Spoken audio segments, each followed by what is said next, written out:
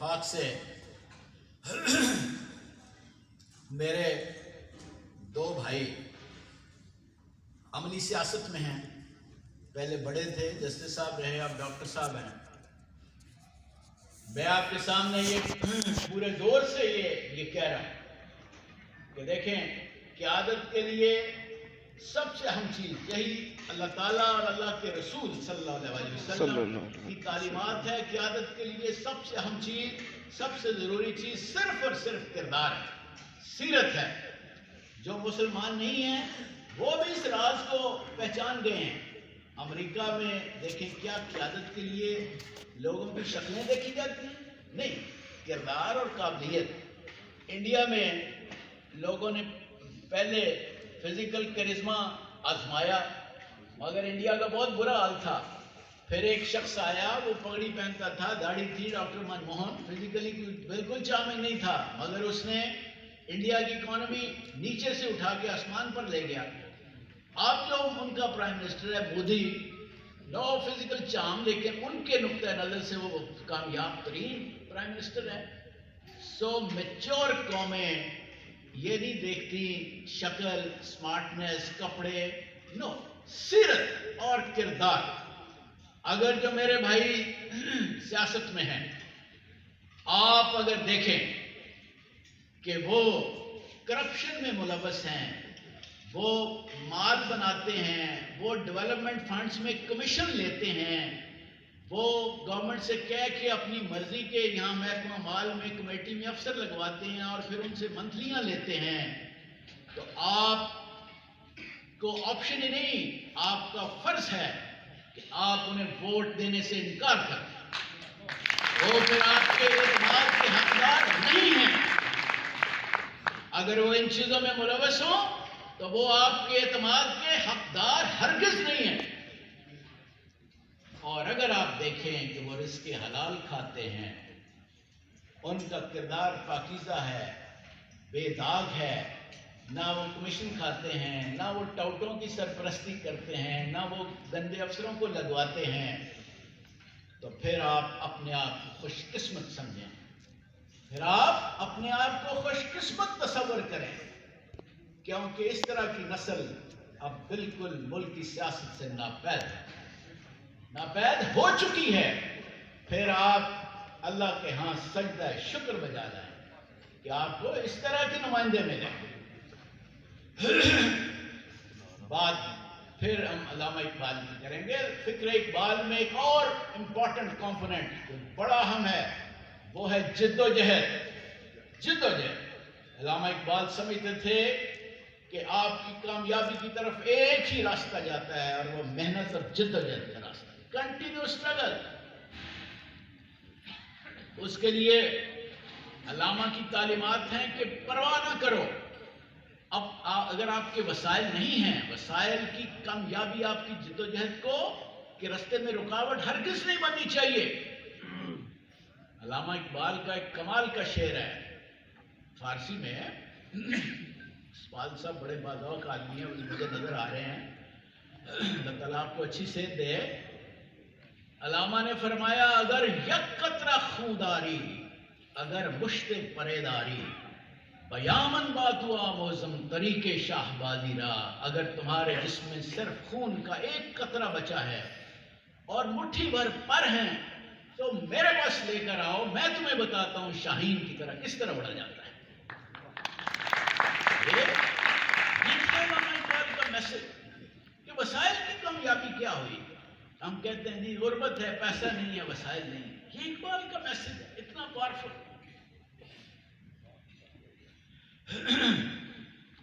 علامہ اقبال سمجھتے تھے کہ جرأت اور بہادری مسلمان کی شان ہے، اور اسے ہر حال میں سچی بات حق گوئی کرنی چاہیے. ہزار خوف ہو لیکن زباں ہو دل کی رفیق، یہی رہا ہے ازل سے قلندروں کا طریق.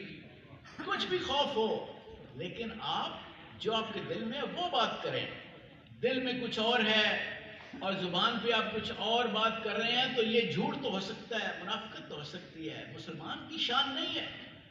مسلمان کی شان کیا اقبال نے بتائی کہ آئین جواں مرداں کیا مطلب آئین جوان مرداں؟ جوان مردوں کی یعنی مسلمانوں کا آئین اور قانون اور طریقہ اور روایت کیا ہے؟ آئین جوان مرداں حق گوئی و بے باکی، سچی بات اور جرت سے حق گوئی و بے باکی، اللہ کے شیروں کو آتی نہیں روباہی۔ روباہی کا مطلب لومڑی کسی چالیں، اللہ کے شیر اس طرح لومڑی جیسی چالیں نہیں چلتے، پیچھے سے سازشیں کرتے رہنا، وہ حق بات کرتے ہیں اور منہ پر کرتے ہیں۔ مگر یہ بھی سن لیں، علامہ اقبال ایک بیلنسڈ متوازن شخصیت چاہتے تھے، یہ نہیں کہ ہر وقت مسلمان تلواریں پکڑے رکھیں اور وہ کوئی ان میں محبت کے جذبات نہ ہوں، لطیف جذبات سے ہی آری ہوں، نہیں۔ علامہ نے فرمایا کہ ہو حلقہ یاراں تو بریشم کی طرح نرم، اگر اپنوں کی محفل ہو تو ہو حلقہ یاراں تو بریشم کی طرح نرم، رسم حق و باطل ہو تو فولاد ہے مومن۔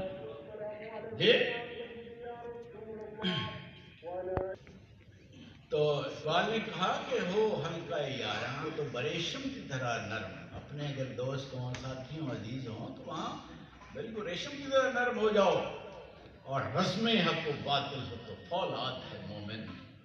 اور پھر کہا کہ جس سے جگر لالا میں ٹھنڈک ہو وہ شبنم، مومن یا مسلمان شبنم بھی ہے، ریشم بھی ہے، جس سے جگر لالا میں ٹھنڈک ہو وہ شبنم، اور دریاؤں کے دل جس سے دہل جائیں وہ طوفان۔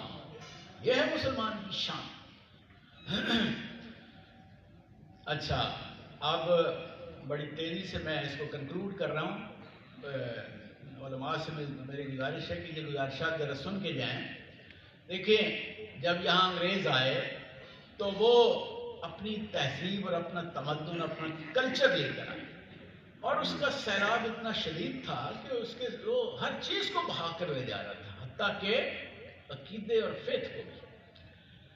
اس سیلاب کے آگے اگر کسی نے بند باندھا تو وہ ڈاکٹر علامہ اقبال، اور انہوں نے، علامہ نے، he exposed the black spots of Western civilization, but with logic and reason، logic کے ساتھ اور دلائل کے ساتھ ان کی قباحتوں کو بے نقاب کیا، اور انہوں نے مسلمانوں کو حوصلہ دیا کہ دیکھیں اس سے مرعوب ہونے کی ضرورت نہیں ہے، میں ان کے مرکز میں رہ کر آیا ہوں، جانتا ہوں اس کی چکا چوند بہت ہے، اٹ از ڈیزلنگ، لیکن اس کی جو چمک ہے وہ نقلی زیورات والی چمک ہے، نظر کو خیرہ کرتی ہے چمک تہذیب مغرب کی، یہ سنائی مگر جھوٹے نگوں کی ریزہ کاری، اس لیے اس سے مرعوب ہونے کی، میسمرائز ہونے کی ضرورت نہیں ہے۔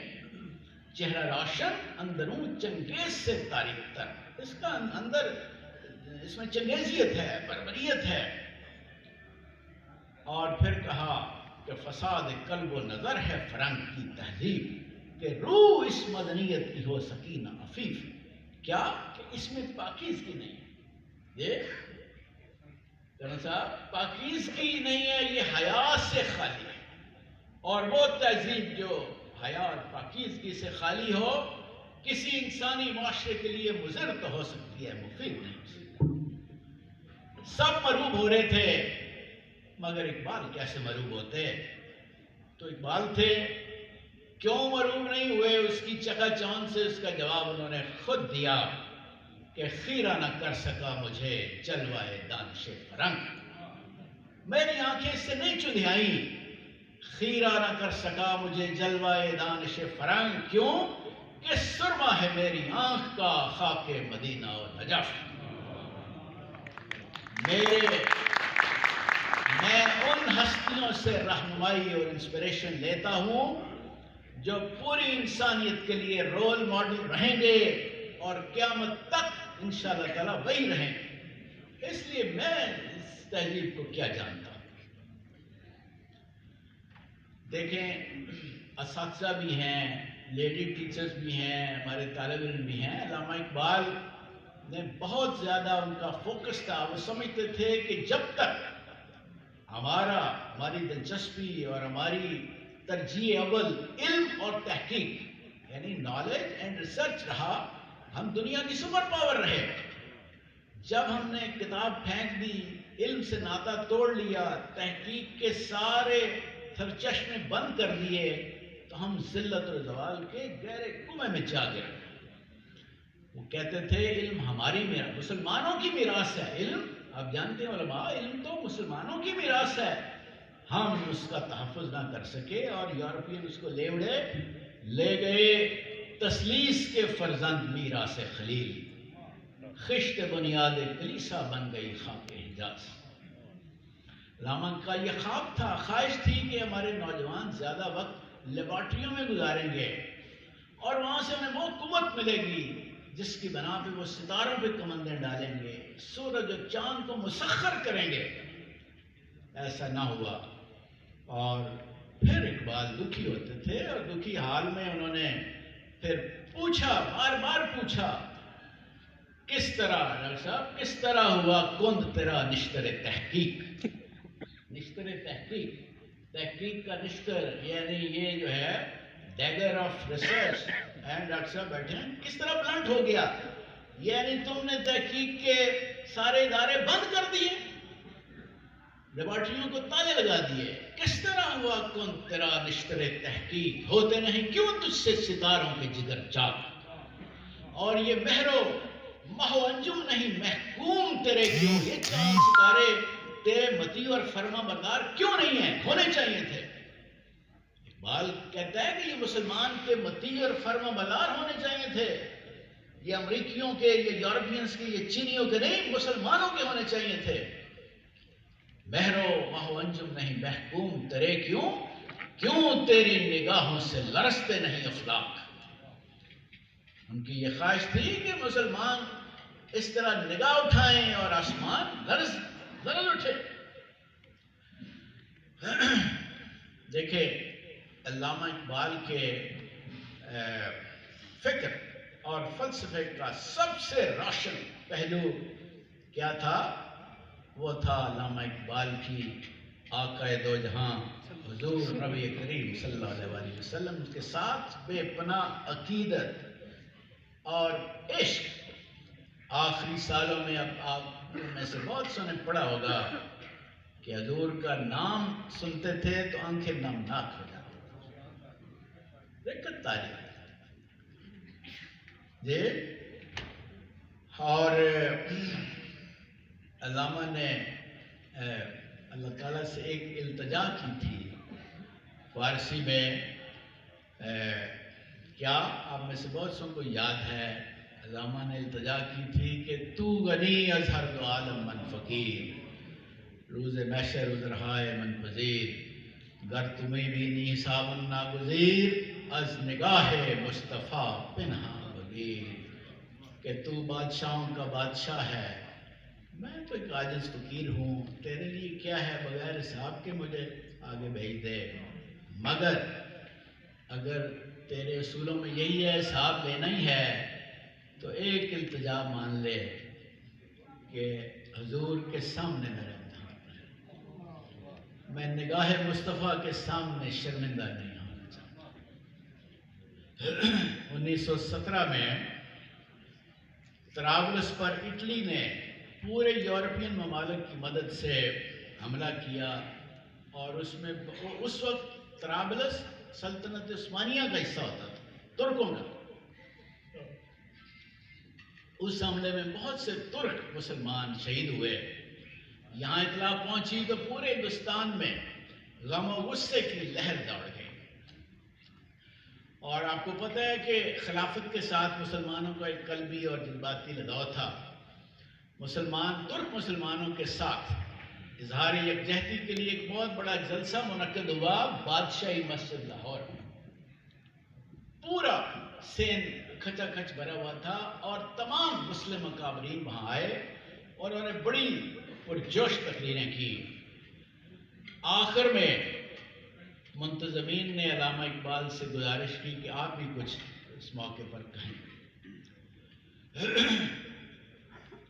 اب آپ بھی بیٹھ جائیں، بس اب میں جو بات کرنے لگا اس کے ادب کا یہ تقاضا ہے کہ کوئی موومنٹ نہ ہو۔ علامہ نے نظم سنائی۔ نظم کا تھیم یہ تھا کہ علامہ اقبال دربار رسالت میں پہنچے، خیالی سفر کرتے ہوئے وہاں پھر حضور کے ساتھ کیا بات ہوئی، تو علامہ نے نظم پڑھی کہ گراں جو مجھ پہ یہ ہنگام آئے زمانہ ہوا، جہاں سے باندھ کے رختے سفر روانہ ہوا، فرشتے بزم رسالت میں لے گئے مجھ کو، حضور آیا رحمت میں لے گئے مجھ کو۔ علامہ اقبال دربار رسالت میں پہنچ گئے، پھر حضور نے کیا پوچھا، کہا حضور نے اے اندلیب باغ حجاز، اپنے لیے کیا لقب، حضور نے کیا لقب دیا کہ باغ حجاز کے بلبل، کہا حضور نے اے اندلیب باغ حجاز، کلی کلی ہے تیری گرمی نواس گداس۔ یہ حضور کی طرف سے سرٹیفکیٹ ٹریبیوٹ ملا کہ تم نے دلوں کو گرما دیا، کلی کلی ہے تیری گرمی نواس گداس، نکل کے باغ جہاں سے برنگ بو آیا، ہمارے واسطے کیا تحفہ لے کے تو آیا۔ اب اقبال عرض کرتے ہیں، اقبال نے عرض کیا، حضور دہر میں آسودگی نہیں ملتی، زمانے میں اطمینان نہیں ہے، تلاش جس کی ہے وہ زندگی نہیں ملتی، ہزاروں لالا و گل ہیں ریاض ہستی میں، اگرچہ بڑے دنیا میں باغ ہیں پھول ہیں ہزاروں لالا و گل ہیں ریاض ہستی میں، وفا کی جس میں ہو بو وہ کلی نہیں ملتی، مگر میں نظر کو ایک آبگینہ لایا، آبگینہ کرسٹل بال شیشے کا پیالہ سا، مگر میں حضور نظر کے لیے، مگر میں نظر کو ایک آبگینہ لایا ہوں، جو چیز اس میں ہے جنت میں بھی نہیں ملتی۔ جب یہ کہا تو وہ جو اس وقت کے عینی شاعر ہیں انہوں نے لکھا ہے 50,000 کے قریب لوگ تھے بالکل خاموش، اگر سوئی گرائیں تو اس کی بھی آواز بالکل، اب تجسس آسمانوں کو چھونے لگا تھا کہ اقبال کیا پیش کر رہی ہے، مگر میں نظر کو ایک آبگینہ لایا ہوں، جو چیز اس میں ہے جنت میں بھی نہیں ملتی، جھلکتی ہے تیری امت کی آبرو اس میں، طرابلس کے شہیدوں کا ہے لہو اس میں، شہیدوں کا لہو اللہ اور اللہ کے رسول کو سب سے زیادہ عزیز ہے، پیارا ہے، تو وہی تحفہ لے کے اقبال کہتے ہیں، لکھنے والے لکھتے ہیں کہ اس کے بعد نہ کسی کو جلسے کی ہوش نہ تقریب کی ہوش، مسلمان بادشاہ مسجد کی دیواروں کے ساتھ سر ٹکرانے لگے، کسی موت کے موقع پر بھی ایسا منظر ہم نے نہیں دیکھا۔ دیکھیں مسلمان ڈاکٹر علامہ اقبال کے پاس آتے تھے، کہتے تھے دیکھیں جی ہم نماز بھی پڑھتے ہیں روزے رکھتے ہیں، مگر ہم ذلیل و خوار ہو رہے ہیں، غیر مسلم جو ہے ان کے پاس دولت بھی ہے، طاقت بھی ہے، اقتدار بھی ہے، یہ کیا وجہ ہے؟ تو بار بار علامہ اقبال سنتے تھے ایسی باتیں، پھر علامہ نے مسلمانوں کے ان جذبات کو شعروں کی زبان دی، اپنے شعروں میں ڈھالا اور ایک نظم لکھی۔ اب میرے جو پیارے اسٹوڈنٹس بیٹھے ہیں بتائیں اس نظم کا کیا عنوان ہے؟ شکوہ۔ شکوہ کیا اپنے اللہ سے، اپنے خالق اور مالک سے، ظاہر اقبال نے کیا تو پورے پروٹوکول کے ساتھ ہی کیا۔ کیا کہا کہ تیرے قرآن کو سینوں سے لگایا ہم نے، تیرے کعبے کو جبینوں سے سجایا ہم نے، اور دشت و دشت دریا بھی نہ چھوڑے ہم نے، بحر ظلمات میں دوڑا دیے گھوڑے ہم نے، اور ہاں جی اور برف گرتی ہے تو بیچارے مسلمانوں رحمتیں ہیں، آپ بیٹھے بار بار نہیں کھڑے، رحمتیں ہیں تیری اغیار کے کاشانوں پر، یا اللہ سارا کچھ ہم کرتے ہیں تو تیری رحمتیں ساری کی ساری غیروں کی جھولی میں ان کے گندم فہمتے ہیں تیری اغیار کی کاشانوں پر، اور برف گرتی ہے تو بیچارے مسلمان ہمارے حصے میں صرف آفتیں ہی ہیں، مصیبتیں ہی ہیں اور ذلت ہے اور خاری ہے۔ تو اس کے کچھ مہینوں کے بعد اس پہ پھر ظاہر ہے جو کمتے تھے اقبال کو، ظاہر ہے کہ وہ تو انہوں نے اس طرح کی کیا بات، لیکن کچھ لوگوں نے، کم پڑھے لکھے لوگوں نے اس طرح کی باتیں، تو کچھ مہینوں کے بعد اقبال نے ایک اور نظم لکھی، اس کا عنوان تھا جواب شکوہ۔ یہ جو شکوہ مسلمانوں کی طرف سے ہوا، اب آسمانوں سے اس کا جواب آیا کہ، اور وہ جواب شکوہ پڑھی گئی موچی دروازہ، لاہور کا موچی دروازے کی جلسہ گاہ، کہتے ہیں کہ جی جلسہ گاہ پیک تھی پوری طرح، اس وقت بھی پن ڈراپس آئے۔ تو علامہ اقبال نے نظم سنائی کہ بھائی تم کہتے ہو میرے قرآن کو سینوں سے لگایا تم نے، میرے کعبے کو جبینوں سے سجایا تم نے، تھے وہ آباد تو تمہارے ہی مگر تم کیا ہو، ہاتھ پر ہاتھ رکھے منتظر فردا ہو، قلب میں سوز نہیں، روح میں احساس نہیں، کچھ بھی پیغام محمد کا تمہیں پاس نہیں، یوں تو سید بھی ہو، مرزا بھی ہو، افغان بھی ہو، تم سبھی کچھ ہو، بتاؤ کہ مسلمان بھی ہو، ذاتوں میں، برادریوں میں، قبیلوں میں بٹے ہوئے ہو، کوئی اتحاد نہیں ہے، اور فرقوں میں بٹے ہوئے ہو، فرقے کو تم نے جو ہے وہ ایمان سمجھ رکھا ہے، یہ کیا ہے؟ وہ جب تمہارے آباء و اجداد دنیا کی سپر پاور تھے تو وہ اس وقت کو فرقے ہوتے تھے؟ کچھ بھی نہیں۔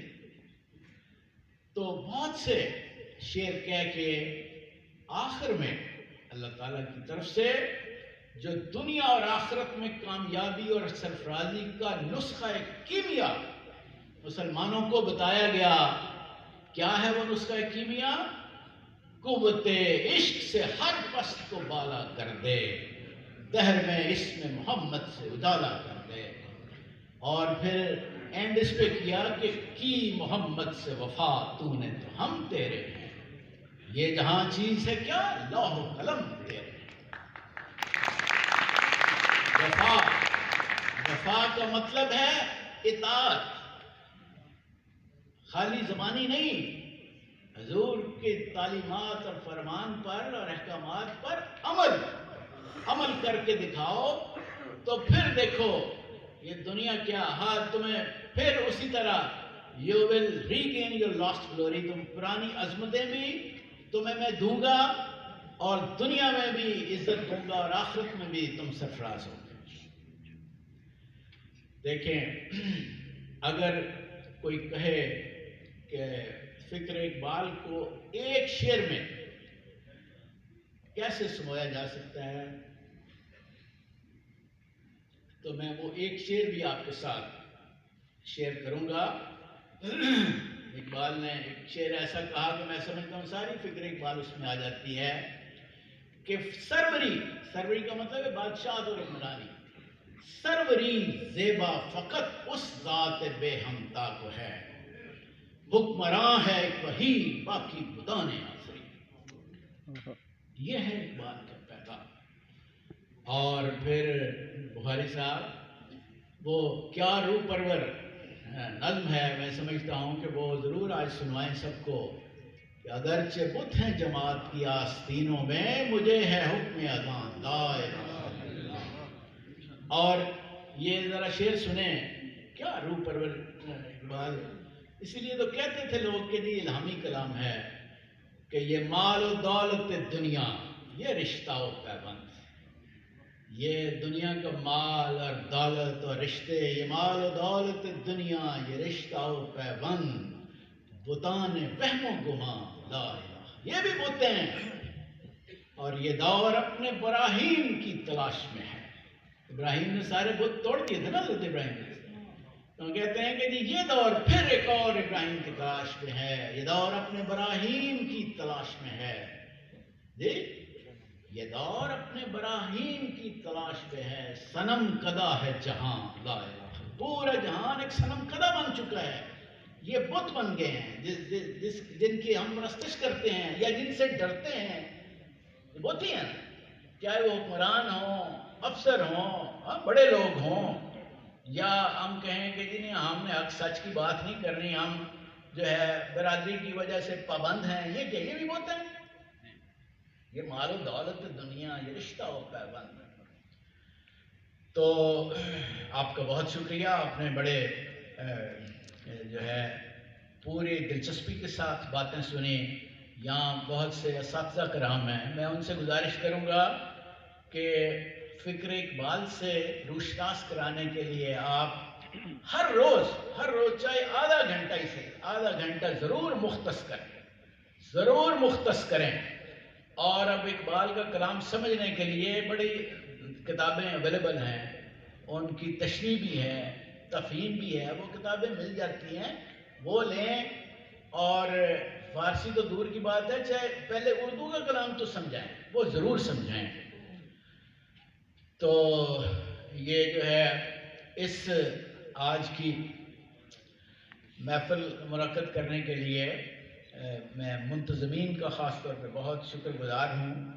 ہمارے بزرگ ہیں ڈاکٹر محمد یوسف صاحب، کرنل وقار صاحب، خواجہ جمیل صاحب، اور ہمارا نوجوان ہے، میں اس تقریب کے سلسلے میں قریب سے انٹریکشن ہوا تو بڑا اس میں جوش اور جذبہ ہے۔ ارسلان بلوچ ماشاءاللہ، اور چودھری امتیاز باغڑی صاحب سے جب یہ بات ہوئی اس طرح کا، تو انہوں نے کہا، ہم نے پہلے پروگرام تھا کہ جی چائے وغیرہ، تو انہوں نے کہا دیکھیں یہ جو ہماری جائیدادیں، زمینیں، جاگیریں ساری جو ہے وہ آزادی اور پاکستان کی وجہ سے ہیں، جو اقبال کی وجہ سے ملی۔